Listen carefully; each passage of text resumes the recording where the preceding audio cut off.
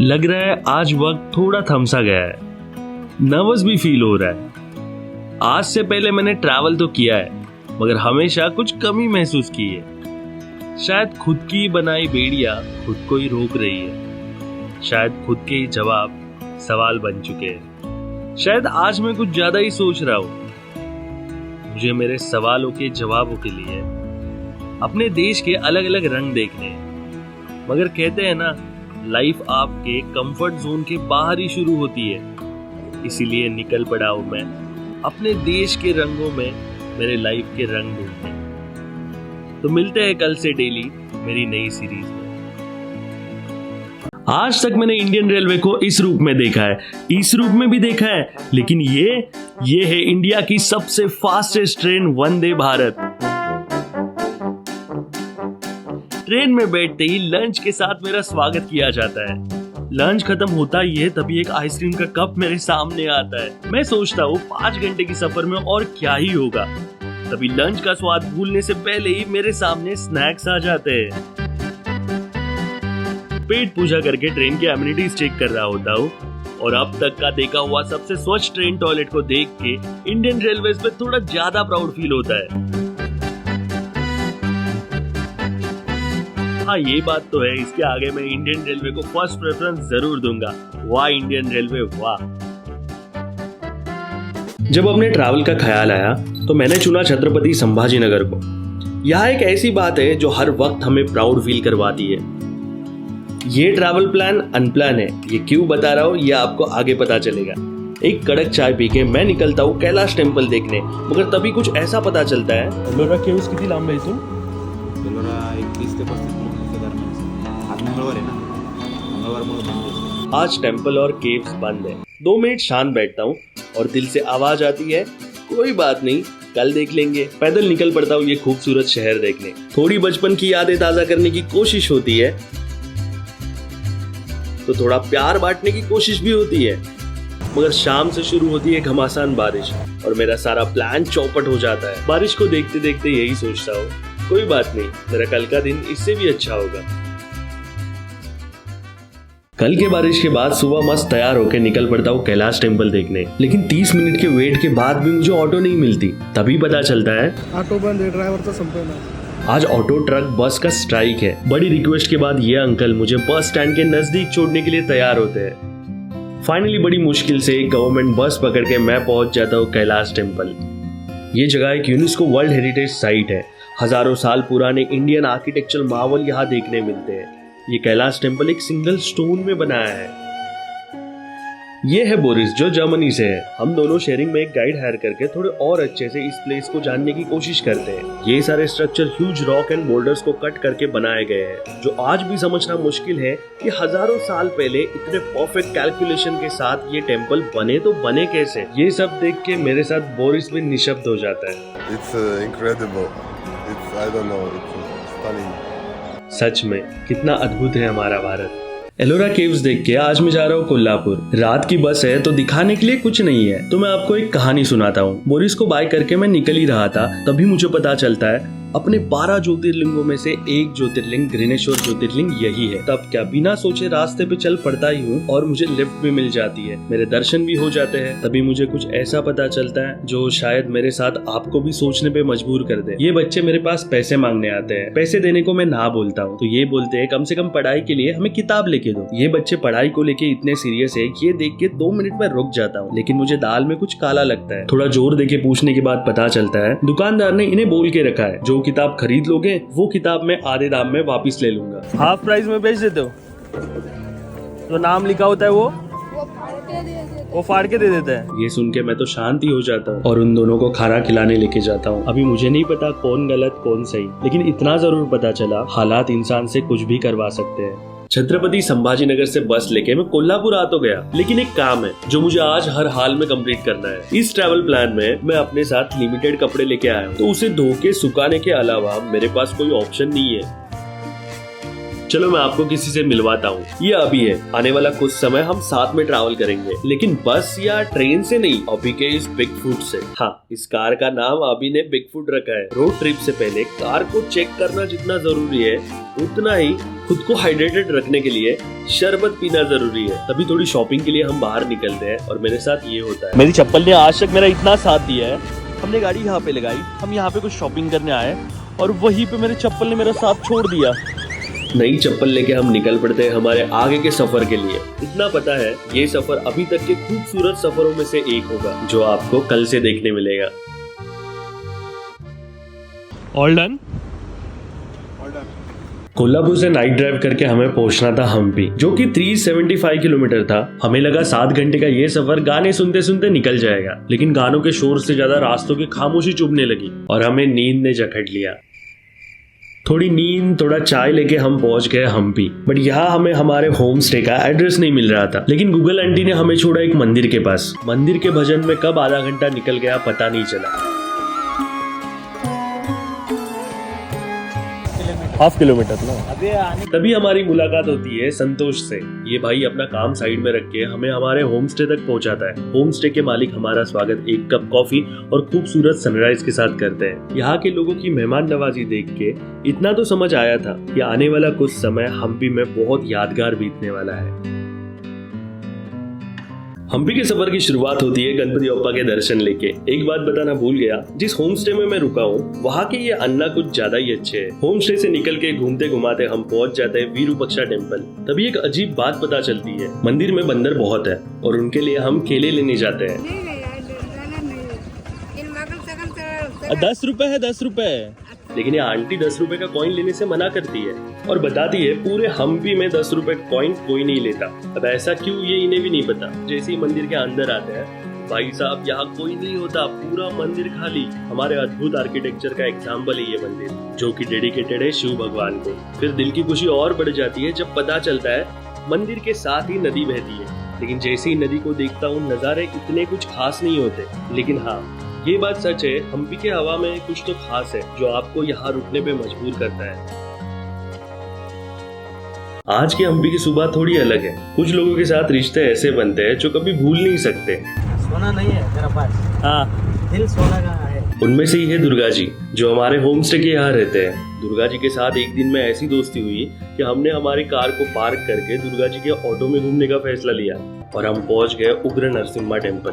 ये मंदिर विष्णु जी के नरसिम्हा अवतार को डेडिकेटेड है। वैसे तो हम्पी में आपको हर जगह विजयनगर एम्पायर का आर्किटेक्चर ब्रिलियंस देखने मिलेगा, लेकिन यहाँ आप यही सोचोगे कि आखिरकार स्टोन को कट करके इतने प्रिसाइसली इस मूर्ति को बनाया तो बनाया कैसे। ये टेम्पल में ऐसी कौन सी चीज लग रही है तुझे जो सबसे डिफिकल्ट होगी बनाने में? पैरों के बीच में जो बेल्ट जैसा पत्थर का सेम मुझे भी वही लगा। आपको हर जगह यही फील होगा कि हमारी कला, हमारा आर्किटेक्चर, विजन, हमारा इतिहास कितना अद्भुत है।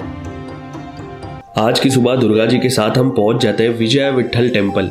लेकिन टेम्पल के रास्ते में हमें जो नजारे दिख रहे थे वो देख के गूज़बम्स आना आम बात है। विजय विट्ठल टेम्पल में हमारा स्वागत होता है स्टोन चैरियट से, जिससे आपके पैरों के नीचे की जमीन सरकना आम बात है। ये वही स्ट्रक्चर है जो 50 रुपए के नोट पे देखने मिलता है। ऐसा भी कहते हैं कि इस मंदिर के पिलर से संगीत निकलता है, जो कि हम सुन नहीं पाते क्योंकि तब उस एरिया में जाना अलाउड नहीं था। तभी मेरी नजर एक छोटी सी चीज पे जाती है। यहाँ पे पानी रुकेगा तो इसकी लाइफ कम होगी। इसके अंदर छोटा छोटा होल बना के रखा है ताकि पानी यहाँ से निकल जाए। मैंने हर चीज में सोचा है इसकी लाइफ कैसी बढ़ाई जाए। इस टेम्पल में आपको हर जगह विजयनगर एम्पायर का आर्किटेक्चर ब्रिलियंस देखने मिलेगा। समय में पीछे जाके कभी इतिहास को महसूस करने का दिल हो तो यहाँ जरूर आइएगा। सच में कितना अद्भुत है हमारा भारत। आज हमने सोचा दिन की शुरुआत कुछ लोकल फूड के साथ करते हैं। यहाँ का लोकल थाली वगैरह मिले ऐसा कुछ चाहिए। तभी दुर्गा जी कहते हैं मैंगो ट्री कैफे जाएंगे। मुझे खाना था कुछ देसी और कैफे का नाम सुन के मेरा दिल नहीं मान रहा था, लेकिन समस्या ये थी दुर्गा जी को ना कहूँ तो कहूँ कैसे। फाइनली हम पहुंच जाते हैं मैंगो ट्री कैफे, लेकिन वहाँ पे हमारा स्वागत रंगोली के साथ होता है जो मैंने सोचा भी नहीं था। पहले चप्पल निकालो फिर कैफे में एंट्री, ये भी सोचा नहीं था। इतनी देसी बातें देख के समझ आया था मैं सही जगह आया हूँ। और हम ऑर्डर करते हैं कर्नाटक की स्पेशल थाली। ये रसम है, पप्पू वो ध्यान रखा, दाल बोलते हैं। ये भाई बता तो रहा है, लेकिन इतनी बड़ी थाली मुझसे तो खत्म नहीं होगी। पेट को तो संतुष्ट कर लिया, अब आंखों को संतुष्ट करने के लिए मैं कुछ ड्रोन शॉट्स लेने जाता हूँ। और इस पहाड़ी पे मेरा ड्रोन क्रैश होता है। जो कि 4 साल में पहली बार हुआ है। मूड खराब हुआ है मेरा। जब नजदीक से पहाड़ को देखा तो ड्रोन मिलना इम्पॉसिबल लग रहा है। हाँ, मगर मैं कोशिश करते रहूंगा। आज मेरे दिमाग में एक ही बात घूम रही है, क्या मेरा ड्रोन मिल पाएगा? 4 साल में पहली बार मेरा ड्रोन क्रैश हुआ है। ड्रोन जहाँ क्रैश हुआ है उस जगह को देख के ड्रोन मिलना लगभग इम्पॉसिबल लग रहा है। ड्रोन लोकेशन मैप पे फॉलो करके जैसे ही पहाड़ पे चढ़ने की कोशिश करता हूँ, मुझे सामने कोई रास्ता नजर नहीं आता। हताश होकर कुछ देर वही रुकता हूँ, तभी एक चमत्कार होता है। 2 गाँव वाले मेरी मदद के लिए आगे आते हैं, लेकिन उनकी भी पहली लाइन थी, ऊपर पहुँचने का रास्ता बड़ा मुश्किल है। मगर हम कांटों से पत्थरों से रेंगते हुए रास्ता निकाल के आगे बढ़ते हैं। आराम से आओ। और मेन चीज़ है ना, ये पहाड़ पे मिट्टी नहीं है, पहाड़ पे सिर्फ पत्थर है। यहाँ तक कैसे तो आए हैं। और हमारी नजर ड्रोन पे जाती है, लेकिन वो दोनों वहाँ चढ़ नहीं पाते। एक तो ऐसे ऐसे बीच में पैचेस है, वहाँ से उतरने में बहुत दिक्कत होती है। वो और 2 गांव वाले को वहाँ बुलाते हैं और वो दोनों जुगाड़ से ड्रोन को वहाँ से निकाल ही लेते हैं। आज तक बहुत सनसेट देखे हैं, लेकिन ये सनसेट कभी भूल नहीं पाऊंगा। अगर ये 4 भाई आज यहाँ नहीं होते तो मैं ड्रोन तक पहुंच ही नहीं पाता। मिलना तो दूर की बात है। कल जब हम ड्रोन को लेके नीचे उतर रहे थे, तब मेरे दिमाग में एक ही बात घूम रही थी, क्या ड्रोन चालू रहेगा? जब मैंने ड्रोन को रूम में आके टेस्ट किया तो वो ऑन ही नहीं होता। उसकी हालत देख के ये तो समझ आया कि बड़ा नुकसान हुआ है। आज कहीं घूमने का दिल नहीं है। मैं ऐसे ही मायूस होकर बैठा होता हूँ, तभी अभी जबरदस्ती मुझे मैंगो ट्री कैफे लेके आता है और ऑर्डर करता है यहाँ का स्पेशल बनाना पाए। वो खा के मेरे चेहरे का एक्सप्रेशन बदल ही जाता है। किसी ने सच कहा है, दिल के संतुष्टि का रास्ता पेट से होके जाता है। और मैं दिल को यही समझाने लगता हूँ, ड्रोन शायद रिपेयर हो या नहीं, मगर खुशी इस बात की तो रहेगी कि ड्रोन ढूंढने में मेरी मेहनत पीछे नहीं रही। कम से कम मेरे पास में ड्रोन तो आया। ये सोचते हुए आज की शाम हम बिताते हैं इस खूबसूरत लेक और चांद की चांदनी में। वैसे तो मैं कभी किसी के बातों में नहीं आता, मगर जब दुर्गा जी ने कहा चलो मैं आपको बेस्ट सनसेट पॉइंट दिखाता हूँ, तो मैं दुर्गा जी को ना नहीं कह पाता और हम पहुंच जाते हैं श्री माल्यवंता रघुनाथ टेम्पल। मंदिर के आते ही मानो हवा बदल जाती है, एक अलग ही डिवाइन एनर्जी महसूस होने लगती है। भजन के बोल मानो कानों को सुकून देने लगते हैं। पता चलता है इस मंदिर में श्री राम मेडिटेशन किया करते थे और अब यहाँ 24 घंटे 7 दिन भजन कभी भी नहीं रुकता है। पिछले कुछ वक्त से जितनी भी प्रॉब्लम से मैं गुजरा हूँ, यहाँ आके एक अलग ही ठहराव महसूस किया है, जैसे मानो किसी अपने ने गले लगाया हो। करीब 1 घंटा भजन में बैठने के बाद सनसेट पॉइंट की तरफ बढ़ता हूँ, जो कि मंदिर से कुछ सीढ़ियाँ चढ़ के ही है। पता नहीं क्यों, मगर दिल कह रहा था ये सनसेट कभी खत्म ही ना हो। सच में हम्पी की हवा में कुछ तो बात है। आज हमारा हम्पी का लास्ट है और ये पहली जगह है जहाँ मैं 3 दिन बोल के लगभग 8 दिन रुका हूँ। आज ऐसे ही शांत कहीं जाके बैठने का दिल है और हम्पी में ऐसी जगह ढूंढना मुश्किल नहीं है। किसी भी रास्ते पे नजर डालो, जगह मिल ही जाएगी। हम उसी टेम्पल में पहुंच जाते हैं जहाँ पहले दिन होम स्टे का एड्रेस ढूंढते हुए आए थे। गणपति बप्पा मोरया। यहाँ जितने भी टेम्पल देखे हैं वो 700-800 साल या उससे भी ज्यादा पुराने हैं। ये एक अकेला टेम्पल दिखा जो अभी के भारत में बनाया है और इसकी खूबसूरती उन मंदिरों से कम नहीं है, बल्कि ये मंदिर अभी तक देखे हुए खूबसूरत मंदिरों में से एक है। इन अंकल ने हमें मंदिर के बारे में बहुत सारी बातें बताई। एक बात याद रखना, आप हम्पी आओगे तो आपको मंदिरों के अलावा यहाँ बहुत अच्छे लोग देखने मिलेंगे। हम्पी घूमने के बाद आज मैं जा रहा हूँ चिकमंगलुर, लेकिन रास्ता बड़ा लंबा है तो मैं आपको एक कहानी सुनाता हूँ। कुछ बातें हमें सोचने पे मजबूर कर देती है। कल जब मैंने माल्यवंता रघुनाथ टेम्पल में भजन करते हुए लगभग 1 घंटा बिताया, तब वहाँ हम अकेले नहीं थे। हमारे साथ ये फैमिली भी थी जो यूके से है। उन बच्चों और माता पिता को भजन में झूलते हुए देख के मेरे दिल में 1000 ख्याल आए। उसी वक्त मेरी मुलाकात हेनरी से भी हुई थी और वो जर्मनी से था। हेनरी के साथ मैंने जितना भी वक्त बिताया उसमें वो सिर्फ और सिर्फ हमारे देश की संस्कृति की तारीफ में तारीफ कर रहा था। अभी हमें ये सुन के खुश होना चाहिए, लेकिन दोनों ने एक ही बात कही जो हमें सोचने पे मजबूर कर देगी। उनका कहना था हमारे देश के लोगों को हमारे देश की इम्पोर्टेंस है ही नहीं। कहते हैं जिसके पास जो चीज नहीं होती उसे उस चीज की कीमत ज्यादा पता होती है। It's incredible. I don't know. It's stunning.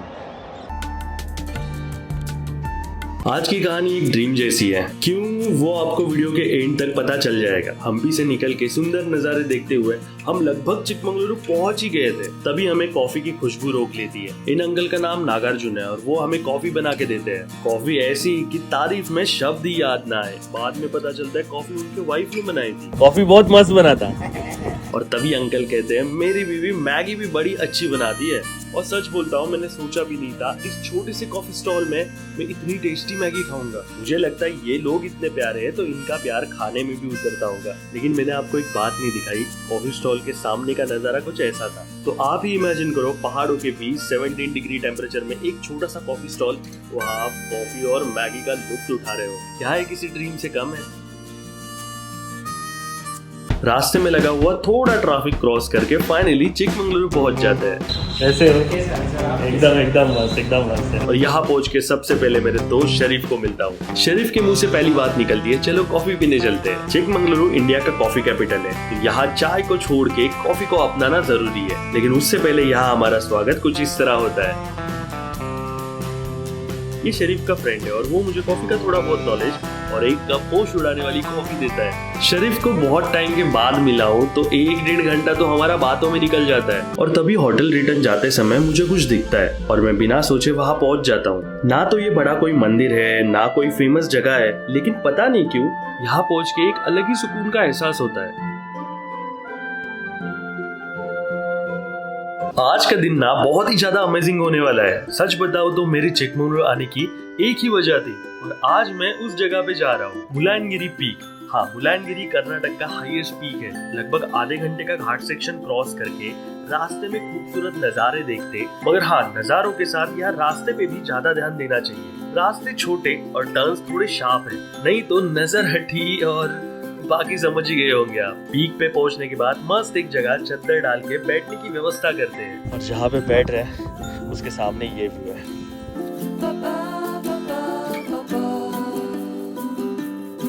मुझे मेरी जिंदगी में ऐसे ही पिक्चर परफेक्ट मोमेंट कलेक्ट करने हैं, ताकि जब भी मैं जिंदगी के आखिरी पलों में खुद की ही जिंदगी देखूं तो मैं खुद से ही बोलूं, क्या जिंदगी जी है मैंने।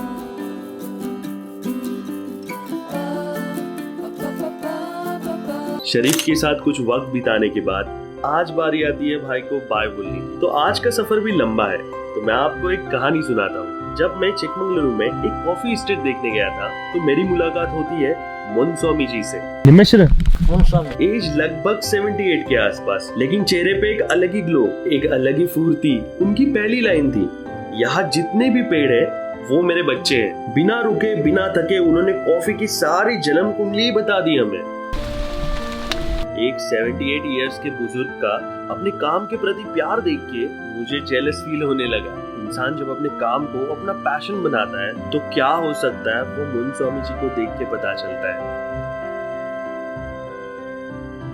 चिकमंगलुरु से निकल के आज के सफर में थोड़ी बचपन की यादों को ताजा करने के लिए मैं और अभी एक छोटे से गांव में अलग अलग दुकान पे स्नैक्स लेने पहुंचते हैं और बिना सोचे जो पसंद आए वो खरीद लेते हैं। मैं 2 केक लाने गया था, अभी इतनी चीजें लेके आया। अब मीठा खाने का शौक तो हम दोनों को है। इस मिठाई का नाम तो नहीं पता, लेकिन इसके स्वाद में मैं खोने ही वाला था। तभी मेरी नजर एक अलग ही पेड़ पे जाती है। अब किसी किसी को ये पेड़ नॉर्मल लगेगा, मगर इस पेड़ के आजू बाजू एक अलग ही खुशबू है। स्वाद और खुशबू के जाल में जैसे ही फंसने लगते हैं तभी एक बड़ा सा घाट सेक्शन हमारा स्वागत करता है।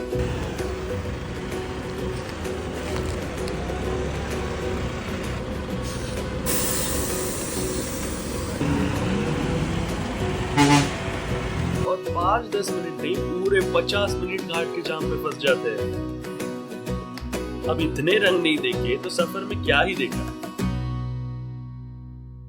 आज मैं आपको कोई कहानी नहीं बता रहा हूँ। मेरे, आपके, सबके जिंदगी में एक बहुत ही स्पेशल प्लेस होगी जिससे आपको थोड़ा ज्यादा लगा होगा।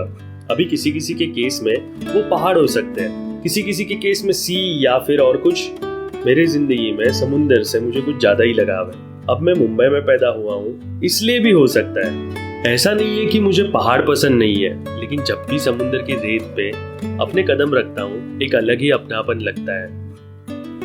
जब आप किनारे पे खड़े हो और पानी आपको छू रहा है तो मानो ऐसा लगता है कि कोई अपना मुझे गले लगा रहा है। जब समुंदर के किनारे खड़ा होता हूँ तो लहरों का शोर मानो मुझसे बातें करने लगता है और इसमें कब घंटे निकल जाते हैं पता नहीं चलता। आपकी जिंदगी में भी होगी ना ऐसी कोई प्लेस जो आपको भी अपनेपन का एहसास करा के देती है।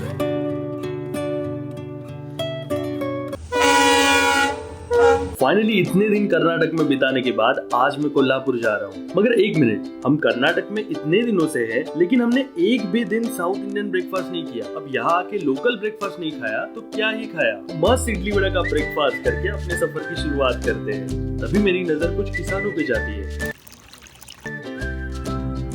सच बोलूं तो ऐसी जगह पे सुकून का एहसास होता है। रास्ते पे थोड़े आगे बढ़ते हैं तो कई जगह मोर नजर आते हैं। एक जगह तो हिरन भी क्रॉस होता है। अभी मैं वो रिकॉर्ड नहीं कर पाया तो दिखा नहीं पाऊंगा। यहाँ कुछ लोग पत्थरों में कुछ ढूंढ रहे हैं। मेरे पूछने पे वो बता तो देते हैं, मगर मैं उनकी लैंग्वेज कहाँ समझ पाऊंगा।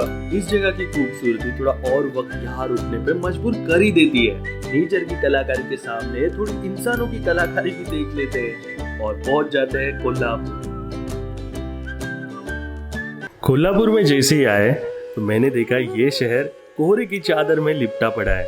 हमने सोचा कुछ वक्त पंचगंगा घाट पे बिताएं। टेम्परेचर होगा लगभग 16 डिग्री। घाट पे पहुंच तो गए, लेकिन यहाँ कुछ नजर नहीं आ रहा था। 2 कदम आगे बढ़ाए तो देखा इतनी ठंडी में कुछ लोग यहाँ स्नान कर रहे हैं। नदी को हम माँ मानते हैं, स्नान करना है, मगर पहले प्रणाम करना नहीं भूलते। यहाँ भक्ति के बीच अपना एज या माहौल नहीं आता। हम ऊपर से कितने भी अलग लगे, लेकिन अंदर से सब एक ही है। यहाँ स्नान करके भगवान के दर्शन लेने में एक अलग ही सुख होगा। आपको पता है, इन्हीं सारी कारणों से मुझे अपनी संस्कृति पे गर्व फील होता है। इन्हीं लोगों को देखते हुए थोड़ा वक्त घाट पे बिताता हूँ। भगवान के दर्शन करते समय दिल में एक ही ख्याल आता है, कितना अद्भुत है हमारा देश। मैं बोलता हूँ मराठी खाना, और उसमें आता है कोल्हापुर का मिसल, इसमें होता है एक कट, और वो कट दुनिया में और कहीं नहीं बन सकता है। अब इसका एक्सपीरियंस लेना तो बनता है, तो हम पहुंच जाते हैं 100 साल से भी पुराने होटल बावड़ा मिसळ में। मैंने सोचा था एक साधारण सा पुराना होटल ही तो है, और क्या ही स्पेशल रहेगा। जैसे ही होटल में एंट्री की तो देखा यहाँ बहुत सारे सेलिब्रिटीज के फोटोज हैं। मानो होटल का इंटीरियर मुझे उसका इतिहास बता रहा था, लेकिन मेरे लिए ये भी स्पेशल नहीं था। फाइनली हमारे सामने थी यहाँ की आइकॉनिक मिसळ। भाई साहब, मैंने आज तक ऐसी मिसळ खाई नहीं थी। जब थोड़ा गर्मा गर्म कट ऐड हुआ तो मानो दिल से एक ही आवाज आई, विषय एंड है बाबा। कहते हैं खाना कितना भी अच्छा हो, जब तक प्यार से खिलाया नहीं जाता तब तक उसमें टेस्ट नहीं आता। इस भाई ने हमें जिस अपनेपन से खाना सर्व किया है, ऐसा मैंने आज तक देखा नहीं। तिखट वगैरे बघा, कमी जास्त तिखट वगैरे मला सांगा, बाकी कांदा मी दिलेला आहे। और ये बात मेरे लिए बहुत बहुत स्पेशल है। कोल्हापुरी चप्पल कितने की हो सकती है, ये जानने के लिए और मेरे आई को चप्पल लेने के लिए मैं जा रहा हूँ चप्पल गली। एक बात सच है, इस शहर की हवा में कुछ तो बात है जो यहाँ बार बार आने पे मजबूर करती है। कुछ दुकान घूमने के बाद एक जगह डिजाइन थोड़े पसंद आने लगे। मुझे लगता था चप्पल में क्या ही फर्क होगा, डिजाइन देखो और ले लो। तब ये अंकल चप्पल के बारे में मुझे थोड़ा नॉलेज देने लगे। फटाफट चप्पल फाइनल की। मेरी शॉपिंग ऐसी ही होती है, जो पसंद आया वो ले लिया, लेकिन चप्पल पहले पॉलिश होती है फिर कस्टमर को मिलती है। ये सही लगा, तभी मेरी नजर मेन सेक्शन पे गई। भाई साहब, इतनी वैरायटी मैंने पहली बार देखी है। चप्पल देख के इतना तो समझ आ रहा था, इन्हें बनाने में बहुत मेहनत लगी होगी। तभी एक चप्पल थोड़ी अलग और लाइट वेट लगी, तो मैंने कीमत पूछी। मुझे लगा होगी 1 से 2000 तक। 2100 है। हमारे देश में आप 50 किलोमीटर आगे पीछे घूमोगे तो आपको ऐसे ही कुछ ना कुछ लोकल आर्ट मिलेगा, और हर बार आपके दिमाग में एक ही बात आएगी, सच में कितना अद्भुत है हमारा भारत। क्या आपने कोल्हापुर का तांबड़ा पांडरा रस्सा खाया है? आज मेरा कोल्हापुर का चौथा दिन है। इससे पहले कभी नागेश के साथ, कभी अभी के साथ मैं कोल्हापुर में स्पेशल कोल्हापुरी मटन खाने रुका हूँ, और आज भी वही कोल्हापुरी स्पेशल मटन खाने मैं जा रहा हूँ पनापुर। मेरी दादी हमेशा बोलती थी खाने में पानी की टेस्ट उतरती है, और मैं मानता हूँ कोल्हापुर के पानी में कुछ तो जादू है। भले ही हर जगह मटन की अलग टेस्ट है, मगर वो भी बेस्ट है। 18 डिग्री के टेम्परेचर में कोहरे को चीरते हुए हम पहुंच गए गौरी डाइनिंग में। अभी आप ही इमेजिन करो, इतनी ठंडी में आपके सामने कोल्हापुरी मटन और तांबड़ा पांडरा रस्सा आएगा तो आपको कैसे लगेगा? और उसके बाद क्या, हमेशा की तरह इसकी टेस्ट में खो गया।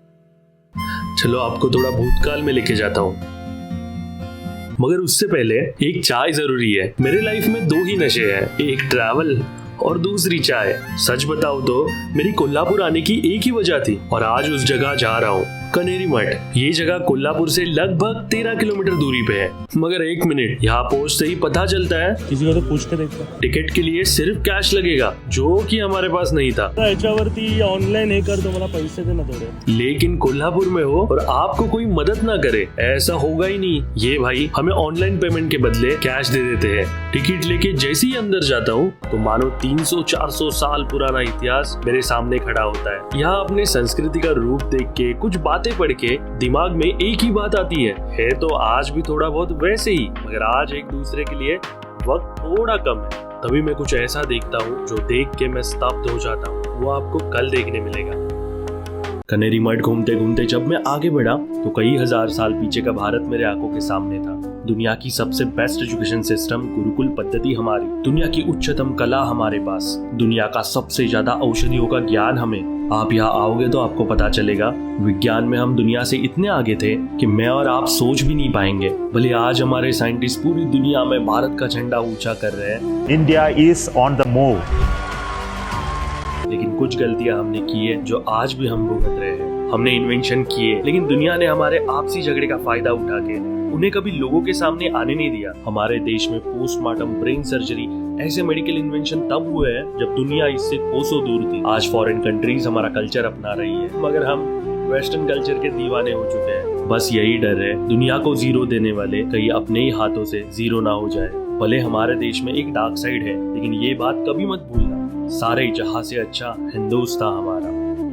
आज अपने घर मुंबई जा रहा हूँ। आज इस ट्रैवलिंग को लगभग 30 दिन होने आए हैं। जब मैं मुंबई से निकला था तब 1000 सवाल दिमाग में थे। ऐसा नहीं है कि सारे सवालों के जवाब मिले, लेकिन रास्ता जरूर दिखा। इस ट्रैवल में हर जगह हर वक्त मुझे यही लगा, लाइफ में जो करना चाहते हो वो करो। चीजें जितनी टफ हमें लगती है उतनी होती नहीं है, बस राह पर निकल पड़ो और देखो कैसे जादू चलती है और आप अपनी मंजिल पे पहुंच जाते हो। इन 30 दिनों में मैंने अपने देश को जिस अद्भुत भारत नाम के चश्मे से देखा है, उससे अपने देश के प्रति प्यार और प्राउड की फीलिंग एक साथ आई है।